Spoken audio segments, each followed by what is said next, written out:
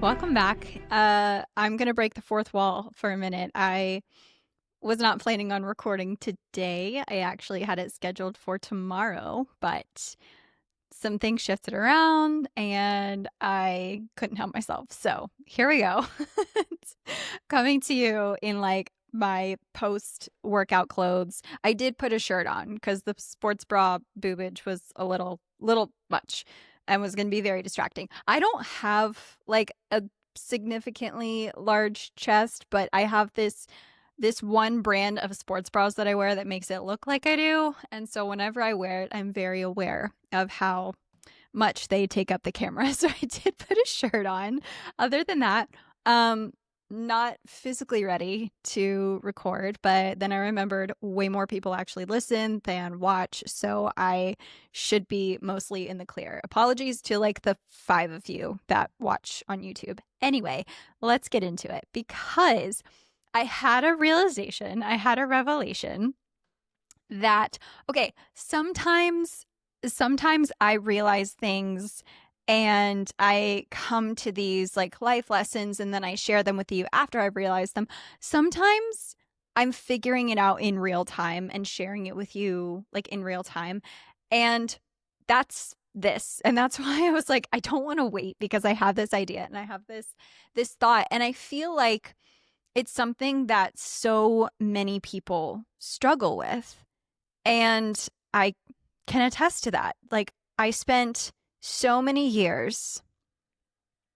I'm getting ahead of myself. Hold on. We're going to backtrack a little bit. So I shared in a couple of recent episodes that after a year-long hiatus where I said, I'm not dating, I'm not involved with anyone, I'm going to 100% focus on myself and my girls and my work and my friendships and my healing, truthfully. Like I wanted to have that period of my life where there was no one around. And I did it. And it was great. And now it feels like that season's over. I'm dating again. Okay, so now you're caught up. So in dating again, now I will say I haven't been on that many dates. I've been on like 3 at this point. But in dating again, it's been really interesting to see not only the progression of the types of people that I'm attracting, giving energy to, but also how like cutthroat my standards are at this point. And when I say cutthroat, I mean like cutthroat. People get put in a category right away. And this isn't your kind of typical, this isn't the kind of typical relationship content that's out there, but I'm going to talk specifically to the people who feel like they keep attracting the wrong types. Because for so long, that was me. I was attracting the wrong types. I was attracted to the wrong types. And the wrong types for me were people that kept mirroring my comfortability pattern, were people that mirrored that avoidant, dismissive, emotionally guarded type. Like that was my jam. I would see a tall, emotionally void man, and I was like, yes, that one. I want that one to ruin my life. And for so long, I didn't realize, obviously, that that's what I was attracting. And then, like, the nice, like, emotionally connected guy would be over there, and I'd be like, ew, I don't want you. Like, I don't know what to do with that. And I actually have, I mean, I'll be fair to myself. It didn't happen often. Like there was maybe one guy that I talked to, and this was like a long time ago. I think I was like 26, 27, somewhere around there. That was very emotionally connected, like was a total sweetheart. And I eventually was like, hey, we're on different paths. Like we want different things. You want a wifey, you want that commitment connection right now, and I'm not in that place. I still want to have fun. And that was kind of true, but I also feel like a lot of that was coming from a place of self-preservation, right? So my pattern and what I had historically attracted, and I was so frustrated with this, was the let me keep you, but let me not really love you guy. And I was so like obviously frustrated with this. Like I wanted and I desired the kind of relationship that was like the stuff you would see in the movies. And I'll go off on a tangent at some other point about my qualms with Hollywood and what's portrayed to women as something to the kind of love to ascertain and desire. That's a whole other tangent that I have a problem with. But I wanted that. I always knew and I felt in my soul that I really wanted that person that felt like home, that felt like my person, that felt like somebody that I just had this such a deep love and friendship and bond with. Somebody that we were on this other level. Like we were in our own little world and nobody else had a key to it. And there was so much trust and there was so much honesty and there was so much love and there was so much, you are it for me. And that was what I'd always known that I wanted. And silly, naive me, when I first started like dating when I was in high school and in college, I just thought that when you found your person, that's what it was like. I thought that as soon as you just got married, like that was what the vibe was. And I was very wrong. That was not the vibe. But I kept attracting the same type. And I kept being attracted to the same type. And spoiler, as we all know, the type of people that I was interested in, the type of people that were interested in me, were not the people that could have that depth, that could have that real emotional vulnerability. Even though I craved that, even though I wanted that, I didn't fundamentally understand what it actually takes within someone's character and within someone's person to facilitate that.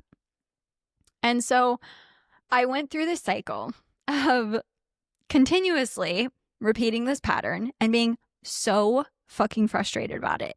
It was like, I can't tell you how many calls I had with girlfriends being like, what, like, why do I only attract these types? And we've all said it, right? Why do I only attract this? Why do I only attract that? And now if I could look back on my like 27, 28-year-old self and just be really honest with her and be like, hey babe, you attract all types. You just only entertain this one here because they trigger your emotionally avoidant wound where you so desperately want to be loved and seen and cherished, but you keep allowing people in your space that don't know how to love, see, and cherish themselves. So how are they ever going to give that to you? And I wish I could say this is something that I like figured out way sooner than I did, but I did not. It took up until very recently as a part of that whole like healing dating hiatus that I had to realize it was almost like there were layers of like fuckboy healing I had to do. Like initially, when I first started dating, I didn't have any standards. And I will admit that through and through because my upbringing, my background, my parents had only ever taught me to not date. They didn't teach me how to date. They didn't teach me who to date. They didn't teach me how to discern red flags. And on the contrary to actually teaching me good things, they taught me that I was subservient as a woman and that I couldn't say no to men. So what kind of environment do you think that sets me up for? I'm going to say yes and give anything that the first loser that comes along asks for. And I did. And I was 17 and he was like 24, I think. I don't know. I kind of blocked that out a little bit, but it was so toxic. It was so unhealthy. And I'm looking back now and I'm like, that? I can't even say him. Like it was a that. And and then I put up with like and then everyone I dated after him, I just kept putting up with like being treated like dirt. Like actually being treated so horrendously. And granted, like we were in college, there's not really a lot of immaturity. There's not a lot of maturity going on within that realm. And I'm like, yeah, girl, like this guy was always going to cheat on you and always going to be horrible to you. Duh. But I still didn't have any standards. And that was like level one of healing I had to do was, hey, babe, maybe we learn how to have standards. Maybe we learn to like say no to things. And it wasn't until I started actually saying, okay, I'm not going to accept like the bottom of the barrel. I actually am allowed to say no. I actually am allowed to like want somebody that has a little bit of something to offer, that brings something to the table. When I started realizing my own value, that's when I started to actually associate myself with people that were higher value. And then the other level was, okay, well, these people have something to offer. They're people of status. They're people that have made something of themselves. They're people that are names, and they're successful, and they've done all of this stuff in their field, and yada, yada, yada. But like emotionally, nothing there. Absolutely nothing behind the curtain. You open that curtain to find out who they really are, and it's like poof, it's like dust. There's nothing there. They have the emotional capacity of a potato. There's nothing. And I, who brings all of the emotion and all of the feelings and all of the existentialism and all of the, but don't you ever think about things deeper? Don't you ever just ponder life and the universe and the vastness and how we're all connected? Like, I was there asking these people who had zero emotional depth to love me in the capacity that I loved them. And they couldn't, because they couldn't even meet themselves there. I kept repeating this pattern where I was asking people to love me in a way that they didn't even know how to love themselves. So how the fuck were they ever going to give that to me? And that was probably one of my longest lessons and patterns that I kept repeating, oh my God, over and over and over and over and over again. But I will say this, that was my most comfortable pattern, because even though every time I would choose this version, it was like the same person, different suit. It was just the same lesson over and over and over again. Okay, hey girl, you're going to do it differently. You're going to notice the red flags. You're going to stop staying with something you don't actually want just to see if they'll change for you. No. Okay. But I was so comfortable there, because even though I wanted so desperately to be truly seen and truly loved and truly valued and truly held with so much care for my depth, and for someone to really be able to meet me there so that we could create something so beautiful together, I wanted that. But my desire and my comfort were in different places. My comfort was, I don't want anyone to get close. As much as I felt like I didn't want that, I kept choosing it because it was what I knew. It was what was familiar. If you've ever read or listened to anything on attachment styles, there's the classic avoidant, anxious, avoidant, disorganized. There's a book on it. It's called Attached. Go read it. And as someone who, when I first started dating, I actually tended to be more avoidant. And this is something that I think typically men tend to go more avoidant because they haven't been taught how to connect to their feelings, and women tend to be more anxious. And this is very much just generalizing. But I actually went avoidant. I was so hell-bent on avoiding pain. It all comes from the same source of close connection is painful, and a fear of being left, or a fear of not being truly loved, or a fear of being hurt. And so you subconsciously pick, one of these paths, and you repeat that pattern until you're brave enough to fix it. And I went avoidant. So it made sense that I was choosing people who allowed me to be avoidant. And I would sit there and I would lie to myself and be like, pretend like I was so fine with it and pretend like I was choosing it. I want to be avoidant. I like this. I like that, they don't bother me. They don't get in my space. And then I met someone who was the opposite of everybody I'd ever dated in every way. And I actually told my close friends that. And I was like, you know what? I'm tired of dating my type and ending up in the same place every single time. On the outside, dreamboat, successful, tall, rich, handsome, blah, blah, blah, blah, blah. But on the inside, there's nothing that I can truly connect with. So let me try the opposite. Let me go for somebody who's so emotionally connected that and see where it goes. And I've been pretty open and honest about what that path looked like. And going through that process really shook something up in me. Because as we got deeper into the relationship, I started to realize, wait a minute, there's some things that are coming up here that are on me. Like me, who has done a lot of the healing work, me, who has been going to therapy forever, me, who's done all of the trauma healing and everything that goes along with that.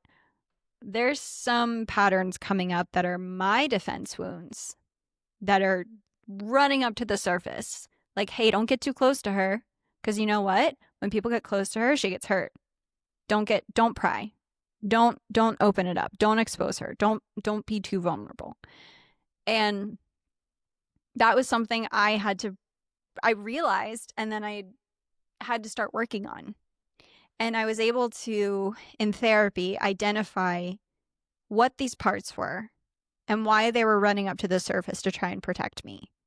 Because on the outside, I was 30 and doing really well, and I'd heal a bunch of my stuff, and I was in this happy relationship, and I was able to make decisions for myself, and I'd done all the work. But on the inside, I still was terrified of letting someone in enough to hurt me. And that was what was being protected. I didn't trust that I wasn't going to I didn't trust this person. I didn't trust that I wasn't going to get hurt. I didn't trust that I was going to be able to open up vulnerably and it wasn't going to be exploited and used against me. Because that had been what happened. My protection pieces were running up to the surface being like, nope, stop, don't get any closer. You're not allowed to see this back here. You're not allowed to see her vulnerability. You're not allowed to see the things that actually hurt her, because then you could use them against her. And she wouldn't be able to handle that. All the while, not realizing I wasn't that little version of myself anymore. I could handle it if somebody did that. I hope they won't, but I can handle it if they do. And so I had to really work to integrate all of that. I had to really work to integrate the parts of me that were being protected.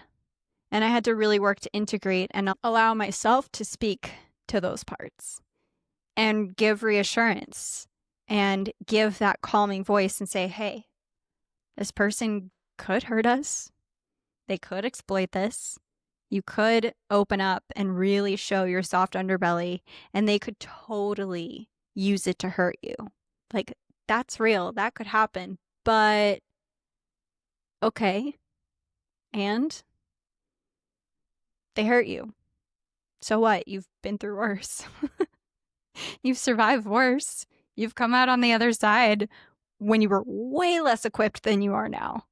Now you're an adult. Now you have tools. Now you have resources. Now you have a voice. Before you didn't, but now you do. So don't you want to find out if somebody can love those parts? Don't you want to be able to, regardless of the outcome, be on the other side of opening up, being vulnerable, and sharing your true sides, sharing the things that scare you, and know that, you know what, no matter what, I was brave enough to show that. Whether they exploit it or whether they love it, I was brave enough to show that. That was empowering. And I did. And I really worked on it. And I'm not going to tell you it was a cakewalk, because it wasn't. It was new. I'd never done it before. I'd never really, really deeply opened up to somebody before. Not in that level. And yeah, some of those things were exploited and used against me. And it hurt. And it was painful. And then I healed from it. And we're okay. We're still here.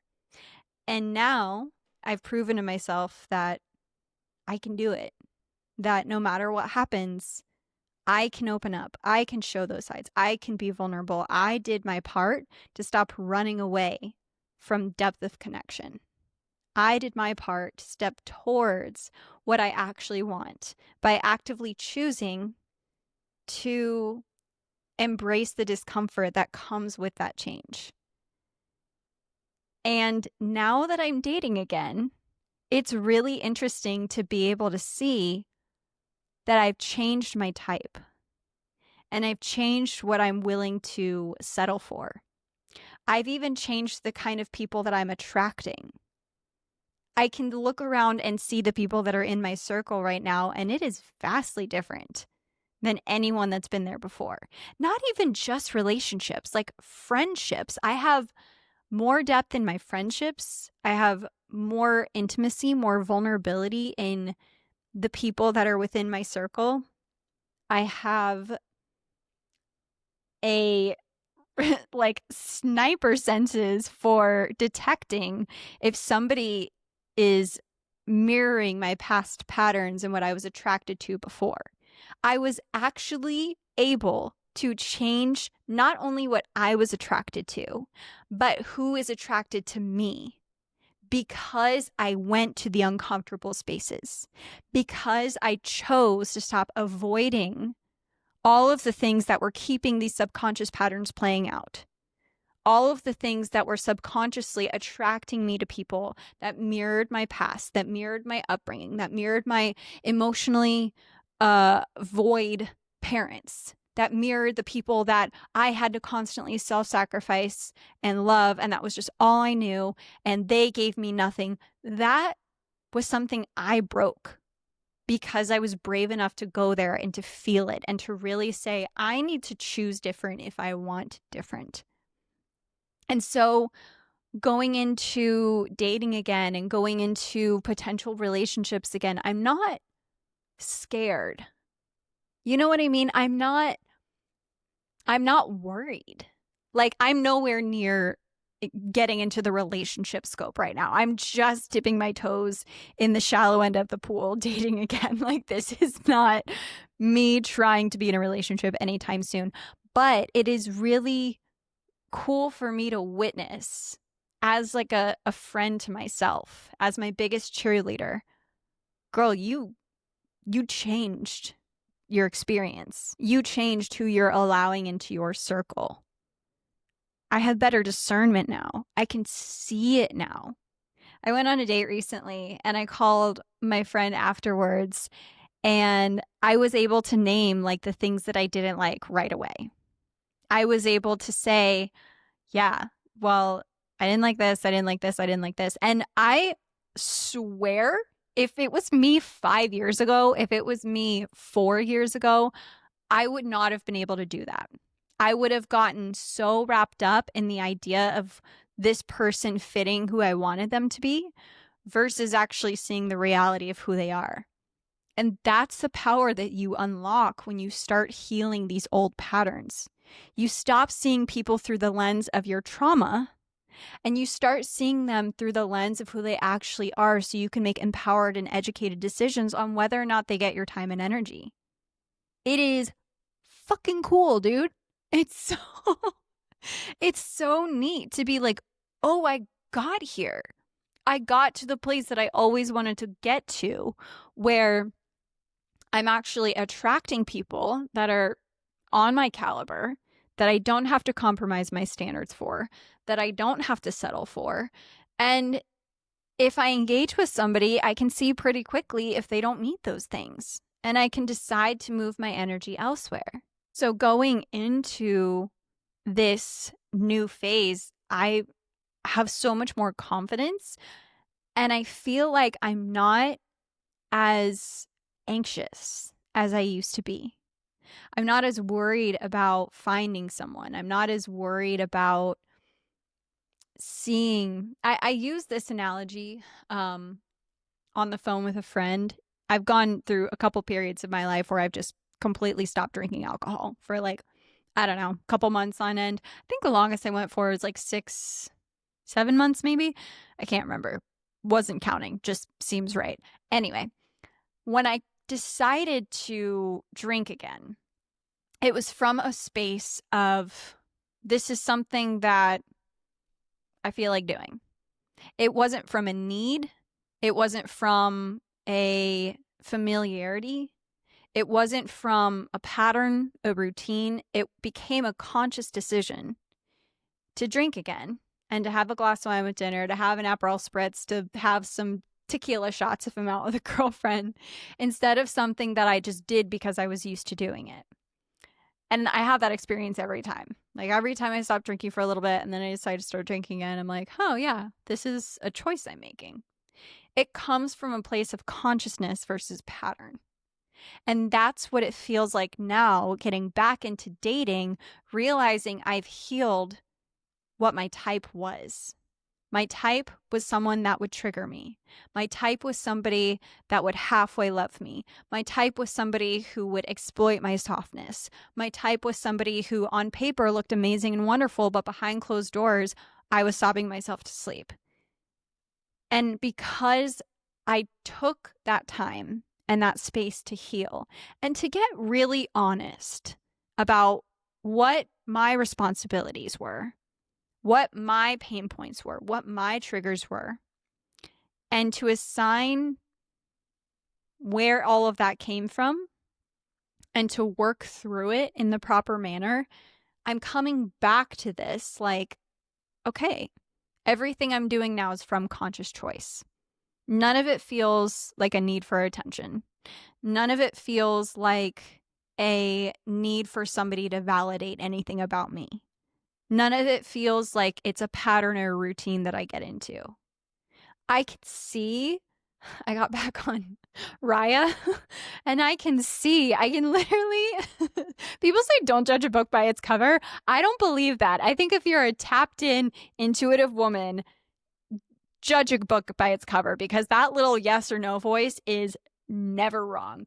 And I'll see a photo of like somebody come up and they could be conventionally very attractive, but I can see something. I can see like almost like an energy within them that I know I'm not going to work with.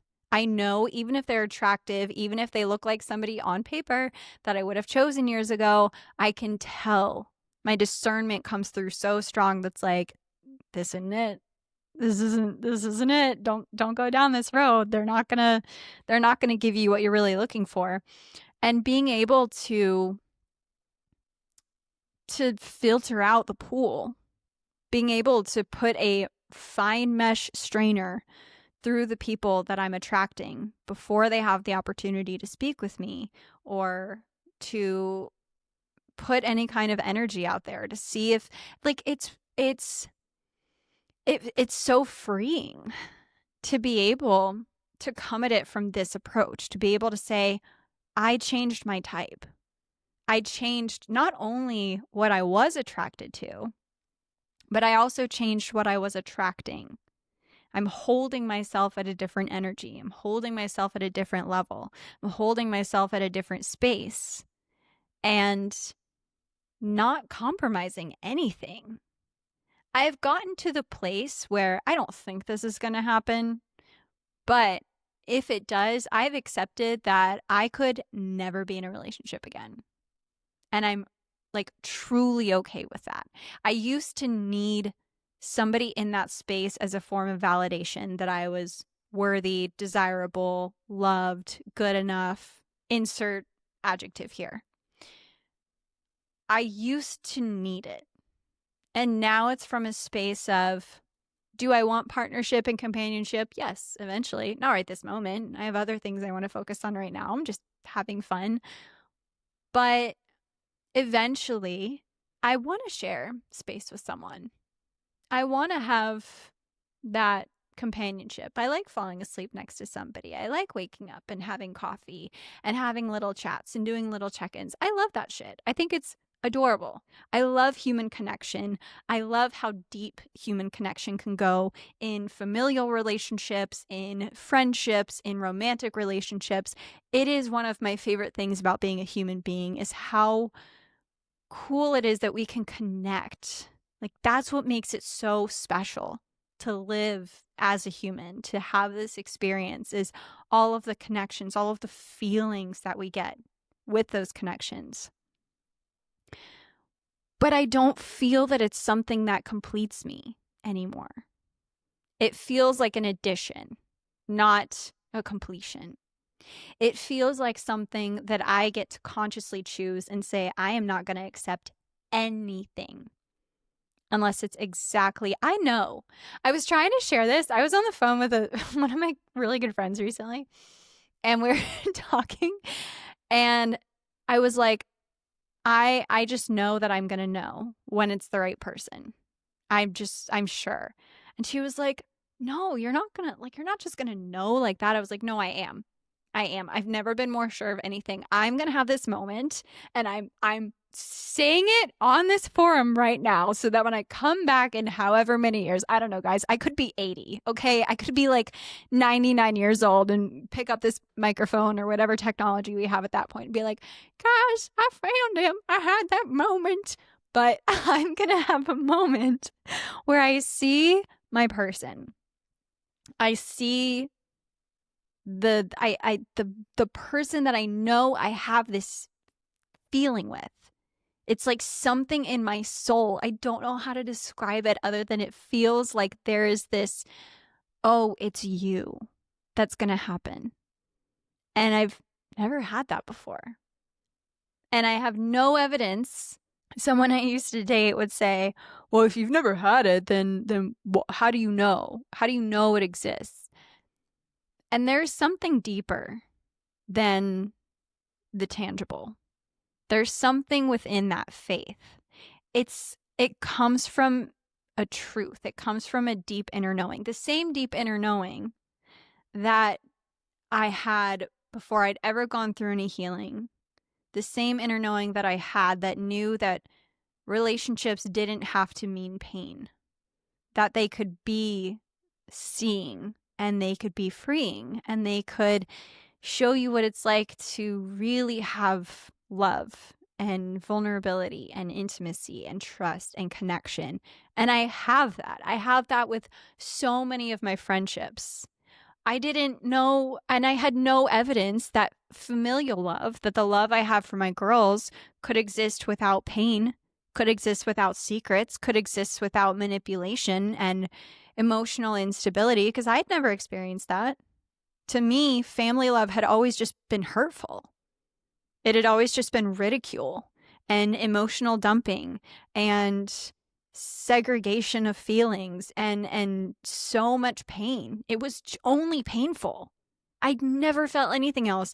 And now that my girls are getting older, the love that we have is so sweet. It's so rich and it's so fun and it's so playful and it's so sweet. Like it's so deep, dude. I'm not gonna cry. Oh my God, I'm gonna try. I had no evidence ever that I could have a love with my girls that was built in true connection and not exploitation. But I knew it was there. I knew it was possible. It was just this deep inner knowing. And then I got to create it with them. And then I got to see the fruits of my labor become real. Like all of the work that I did to heal myself so that I felt safe in close connection with them. I need to do a whole other podcast on that at some point because that was its own thing. But I had no evidence of any of that. And it happened. And I know that this is the same. I know that this deep inner knowing that I have, that I'm going to, when it is my person, I'm going to know. There's going to be that it's you moment. And I know that when it does happen, I'm going to be ready to fully receive it and to be fully open for it and to really share all parts of myself, not holding anything back. And there's a lot. There's a lot of parts of me because I'm a Gemini. I've got like 78 personalities. There's so many. But I know that I'm going to be ready for that because I've gone through all of the different layers of truly loving and accepting all parts of me so that I can show it to somebody else to love and hopefully accept. But you know what? Maybe reject, because that's a part of life. You don't get to thrust yourself upon somebody and force them to love all sides of you. You hope that they will. You hope going into it that they're going to see all of you and say, oh my God, I love all of this so much. No one goes into a relationship hoping to break up. Again, at least I hope you don't. But when you share those things, even if they reject it, then you can look at yourself and say, okay, one, am I okay with them rejecting this part of me? Is it something that I need to change? Because people can reject parts of you because they're harmful, especially to them or to your relationship. Like, I'm not saying you get to get away with everything. You need to be honest about things that you need to work on and change. Like when I realized when I first got into my last relationship, or like, I don't know, maybe a year in, I was like, whoa, okay, I got some stuff that I need to work on because it's detrimental. I didn't look at those parts and say, love and accept me here. I knew that they needed to change. So be honest about what needs to change, but also know that if there are parts of you that that person doesn't like or that that person rejects, you have the power and the authority to say, one, that doesn't mean anything as to my inherent value or worth. And two, if those are non-negotiables for you, you have the power to walk away. I've decided that I'm not going to allow anyone into my space that rejects the true essence of who I am. All 78 personalities. All of them. And I'm also aware that it's not going to be a total blissful cakewalk in the park. I know that there's going to be work. I'm sure there are things that are going to come up that maybe I thought I'd healed, or maybe things that I'd never discovered because I'd never gone to that depth with someone. I don't know. But I'm ready when they are. I'm ready to navigate them. But again, not anytime soon, because I'm not getting into a relationship anytime soon. I'm just having fun. Just, again, dipping my toes in the little shallow end of the pool. I wanted to share this because I think a lot of times we can get very discouraged, especially in dating, if we feel like we are constantly either attracted to or attracting or both the wrong people, people that don't match what we want, people that match our past and not our future. And I'm letting you know you have the power and the authority and the tools to change your type. You don't have to settle. You don't have to continue to allow that same pattern to repeat. You get to decide what you'll accept and what's not good enough, but it comes from doing the work. It comes from getting really deep with yourself about, why do I choose these people that I don't actually want, or that are not good for me, or that harm me, or that don't love me fully the way I want to be? Why do I give them my time, my energy, my body, my love, when I know that they're not strong enough to hold any of those things? That's where the answers lie. That's where, if you start getting curious about where those patterns originated and you identify, then you have the power to change it. But you have to know first. And you can do this with love. Do this with love, not shame. We don't shame. We never shame here. That's gone. Okay? Out of the dictionary, out of your mind. We don't operate that way. Do it with love. Do it with compassion. Do it with care, because I am going to sit here and knowing what I know about the way that patterns form and the way that we subconsciously choose these partners probably wasn't your fault. More than likely, some bullshit someone handed to you that you've just been repeating, even though you don't like it for all these years. But you can change it. You can say, I'm done with this. I don't want this. This is not who I am. I don't want to be loved this way or not loved this way. I don't want to be treated this way. I'm not accepting it anymore. I'm stopping it now. And if you want more help with this, this is something that I am more than happy to walk you through. If you shoot me an email, shoot me a DM, carrier pigeon, I don't care. You can find me anywhere. If you want to email me, it's hello@bysarahkennedy.com. My Instagram is by Sarah Kennedy. You can send me a DM there. I love you. I'm here to support you as always. I believe in you. I'm proud of you. You're a badass. And I will talk to you next week.